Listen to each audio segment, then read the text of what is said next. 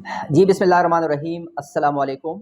अच्छा स्टूडेंट्स, एक पॉइंट का अक्सर ही स्टूडेंट्स पूछते हैं कि sir what is the difference between serum and plasma. Sir plasma और सीरम में क्या फ़र्क है? ऑब्वियसली ये जो वर्ड है हम बहुत ज़्यादा इसको यूज़ करते हैं रिपीटेडली लेबॉरेटरी में, plasma and serum, plasma and serum, plasma and serum. और जब हम स्टडी करते हैं तो हम इसको यूज़ करते हैं कि प्लाज्मा और सीरम क्या है, ठीक है?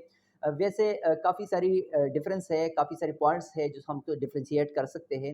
लेकिन today I just want to explain with one point और विद एग्जांपल। मैं आपको एग्जांपल से समझाना चाहता हूं और शॉर्टली मेरे हाथ में ये आप दो ट्यूब देख सकते हैं, ब्लड ट्यूब। इसमें हम ब्लड लेते हैं, ठीक है, लेबॉरेटरी में यूज़ होते हैं ऑब्वियसली।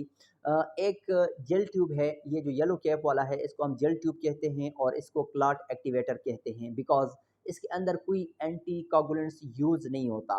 अच्छा, एक मेरे हाथ में दूसरा जो है इसको हम कहते हैं lavender colour EDTA, ethylene diamine tetra acetic acid, या इसको हम पर्पल कलर ट्यूब भी कहते हैं बिकॉज इसके अंदर जो एंटीकोगुलेंट्स है उसका नाम है एडीटीए। और एंटीकोगुलेंट्स का क्या काम है कि prevent the blood to clot.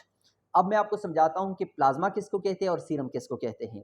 जब आप क्लॉटेड ब्लड को, जब आप किसी पेशेंट से ब्लड लेते हैं और इस ट्यूब में डालते हैं जिसमें कोई एंटीकोगुलेंट्स नहीं होता, तो ये ब्लड क्लॉट होना शुरू हो जाता है। जो क्लॉटिंग मैकेनिज्म है वो स्टार्ट हो जाता है और आहिस्ता आहिस्ता आपका जो ब्लड है वो क्लॉट हो जाएगा। जब ये क्लॉट हो जाएगा, इस ट्यूब को जब आप सेंट्रीफ्यूज करते हैं तो ये आपका जो एक पोर्शन ऊपर रह जाता है, एक पोर्शन नीचे बैठ जाता है, ठीक है। ये जो पोर्शन है, ये जो ब्लड वाला पोर्शन आपको नजर आता है इसको कहते हैं पैक्ड सेल्स। ऊपर वाला पोर्शन फ्लूइड पोर्शन है, इसको हम कहते हैं सीरम, ठीक है।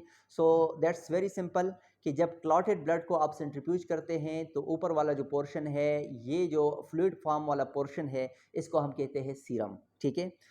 अब प्लाज्मा किसको कहते हैं? प्लाज्मा कहते हैं जब आप एंटीकोगुलेटेड ब्लड को, यानी जिस ट्यूब में एंटीकोगुलेंट्स होते हैं और ब्लड क्लॉट नहीं होता, उसको जब आप सेंट्रीफ्यूज करते हैं, इसका ऊपर वाला पोर्शन जो फ्लूइड फॉर्म है, यानी फ्लूइड पोर्शन है, इसको हम कहते हैं प्लाज्मा।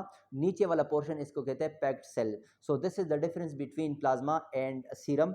यानी इन दोनों में फ़र्क इतना है कि जब क्लॉटेड ब्लड को आप सेंट्रीफ्यूज करते हैं तो उससे जो फ्लूइड फॉर्म पोर्शन है उसको हम कहते हैं सीरम। और जब आप एंटीकोगुलेटेड ब्लड को, यानी जिसमें एंटीकोगुलेंट्स होते हैं, उसको जब आप सेंट्रीफ्यूज करते हैं और उससे जो ऊपर वाला पोर्शन होता है उसको हम प्लाज्मा कहते हैं। सो ये इसका एक डिफरेंस है और बाकी केमिकली इनके काफ़ी सारे डिफरेंस है, लेकिन विल डिस्कस विद डिटेल इंशाल्लाह।